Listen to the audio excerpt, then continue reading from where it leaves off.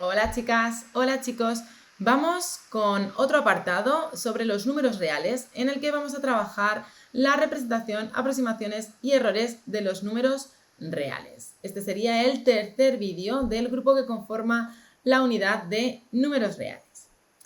Bien, en cuanto a la representación gráfica, los números naturales yo creo que no hay ninguna duda sobre cómo representarlos. Son el 1, el 2, el 3, pues simplemente en la recta real vamos a ir marcando los puntos a los que pertenecen estos números.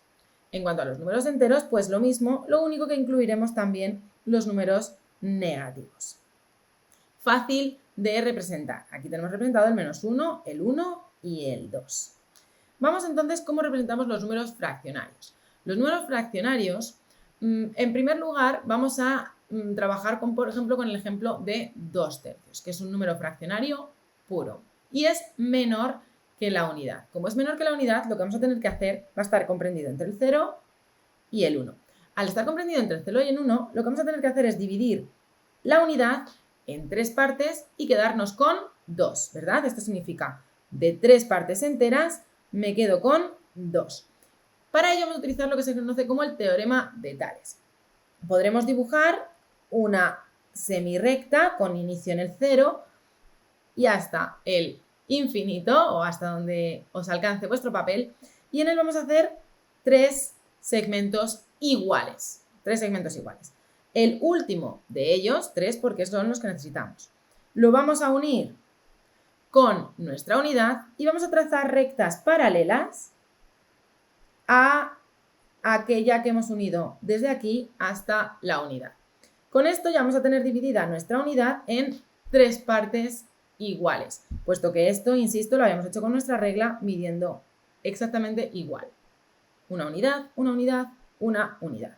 Por lo tanto, el 2/3 sería coger 2 de estas partes y marcarlas. Vamos a ver el número 7/14. El 7 cuartos. El 7 cuartos es mayor que la unidad. Por lo tanto, lo primero que vamos a hacer es, vamos a ver si es 1, algo, 2, algo o cuánto. En este caso, el 7 cuartos, como es un número fraccionario mixto, vamos a tener 4 cuartos más 3 cuartos. Es decir, va a ser 1, algo. En este caso, 1,75. Pero bueno, supongamos que no lo sabemos. Vamos a tener una unidad y además 3 cuartos de la siguiente. Pues esto es lo que tenemos que hallar. Nos quedamos con la parte entera y nos quedamos con el trocito que no es entero. Entonces, a partir del 1 vamos a hacer lo mismo. Semirrecta en la que vamos a marcar 4 unidades exactamente iguales. Vamos a unir el último de ellos con nuestra unidad, que en este caso es el 2, y vamos a trazar rectas paralelas. Como en este caso son 3 cuartos, lo que nos quedamos pues sería 1, 2 y 3. Y en este punto ya tenemos representado el 7 cuartos. ¿Qué pasa si tenemos un número negativo? Pues va a ser exactamente lo mismo. -3 séptimos es menor que la unidad. Por lo tanto, vamos a hacer exactamente lo mismo, lo que pasa que hacia los números negativos. Vamos a trazar una semirrecta desde el 0, 7 partes iguales, puesto que lo queremos entre 7. Unimos el último con el -1, puesto que es un número negativo. Trazamos rectas paralelas y aquella donde tenemos 1, 2 y 3, tenemos el -3 séptimos. Siempre vamos a utilizar el teorema de Tales. Vamos a ver la representación gráfica de los números irracionales en aquellos en los que la forma es raíz de n. Es decir, si por ejemplo tenemos el número raíz de 2. Bien, pues raíz de 2 va a ser muy sencillo. Vamos a trazar y dibujar. Ya sabemos que la raíz de 2 es la diagonal de un cuadrado de lado a la unidad. Por lo tanto, vamos a dibujar un cuadrado, vamos a trazar su diagonal y con un compás, pinchando aquí, vamos a trazar la circunferencia, ¿vale? Y este sería el raíz de 2. Esta es la manera que tenemos de representar. Si lo queremos de raíz de 3, bien, pues para raíz de 3 vamos a ver cómo hallamos raíz de 3.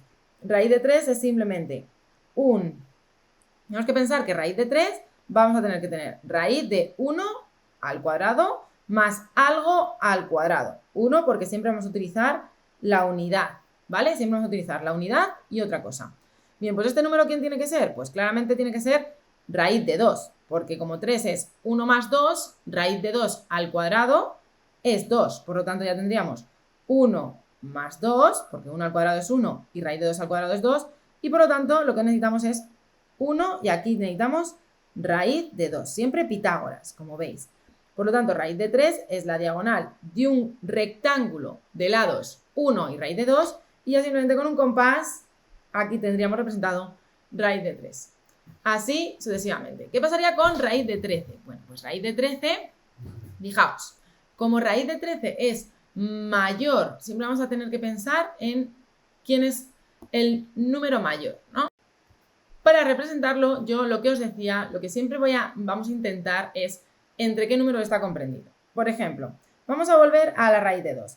Como raíz de 2 es 1,4, etcétera, etcétera, etcétera, está entre 1 y 2. Por eso nos hemos quedado con la unidad.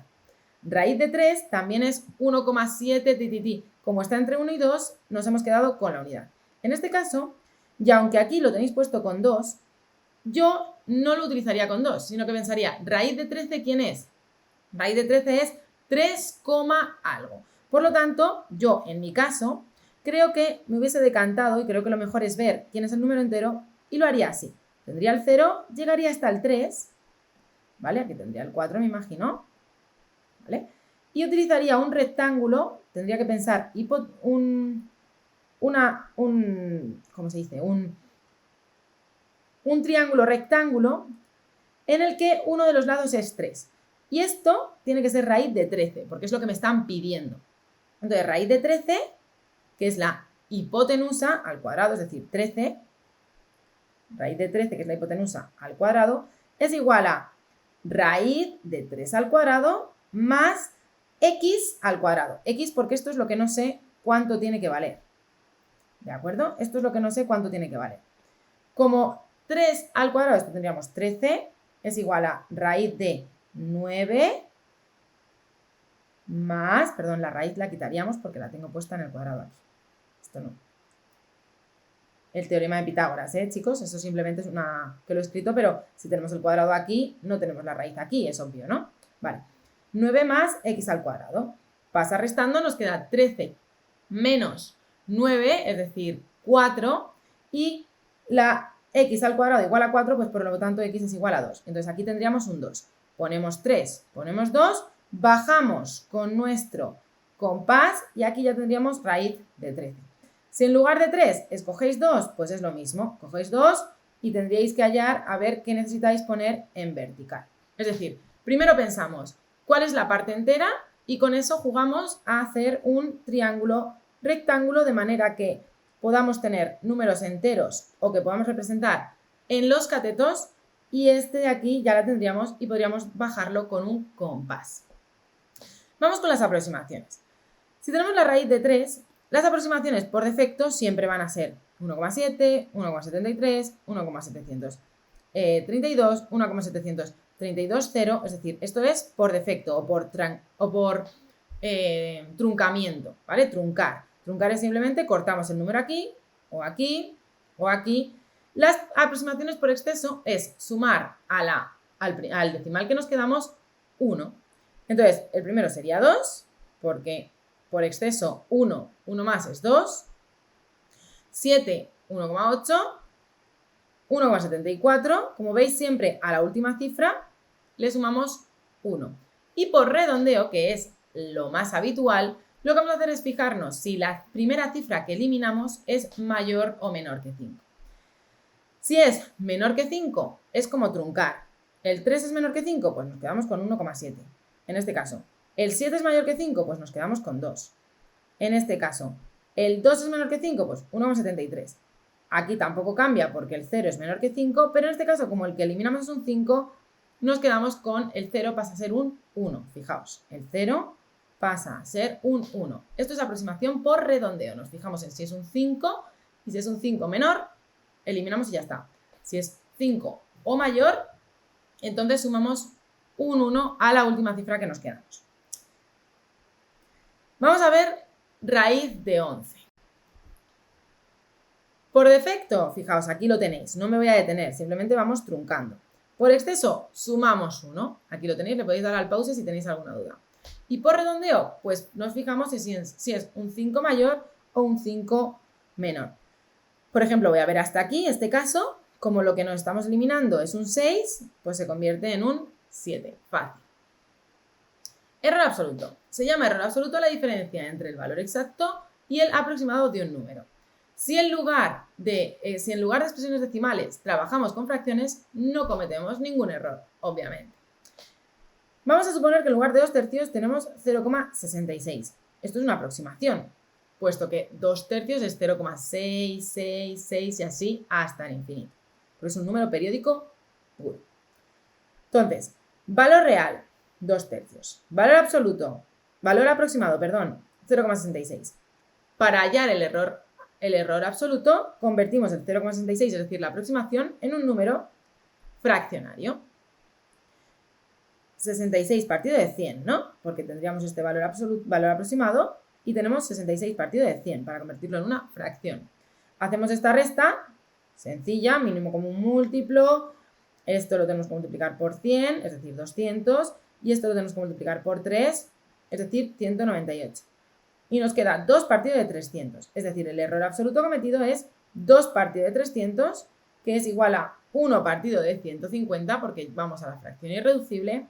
Y tenemos que este es el error absoluto cometido. Es decir, es menor que una centésima. Centésima porque la centésima sería la que ocupa esta posición y como en esta posición tenemos un 0, pero en la siguiente ya no tenemos un 0, es menor que una centésima. Vamos con el error relativo. Se llama error relativo de una aproximación al cociente entre el error absoluto y el valor exacto de la magnitud. Con este tipo de error medimos en cuánto nos equivocamos. Se suele expresar en porcentajes.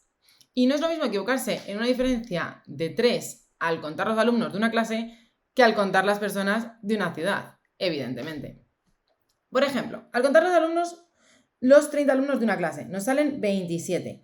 El error absoluto, el error relativo cometido es del 10%, porque es la división entre el error absoluto, que ya sabíamos que era la aproximación, el verdadero valor menos la aproximación, 30 menos 27, entre 30, es decir, 30avos, que es 0,1 y es un 10%.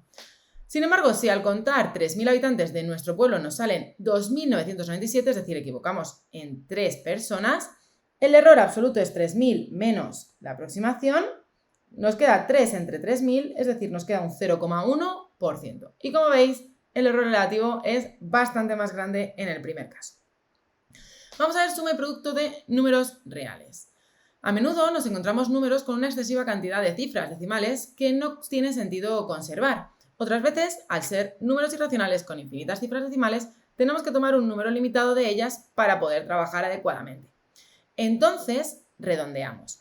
Y el resultado son números aproximados. Hay que fijarse bien en las llamadas cifras significativas. Ejemplos de expresiones correctas. Fijaos, esta sería una expresión correcta, esta sería otra expresión correcta, otra y otra. Por regla general, debemos acostumbrarnos a trabajar con 2, 3 o 4 decimales. Uno o incluso ninguno no lo vamos a tener casi nunca. En el número pi, su aproximación por redondeo es 3,1416. El número e, aquí la tenéis, y el número raíz de 2 sería esta. Y ello aplicado a sumas, restas, productos y divisiones de números reales. Os dejo esta reflexión. ¿Es lo mismo 2,76 que 2,760? Y hasta aquí terminamos con el vídeo relativo a las aproximaciones, representaciones y errores de números reales. Y nos vemos en los próximos.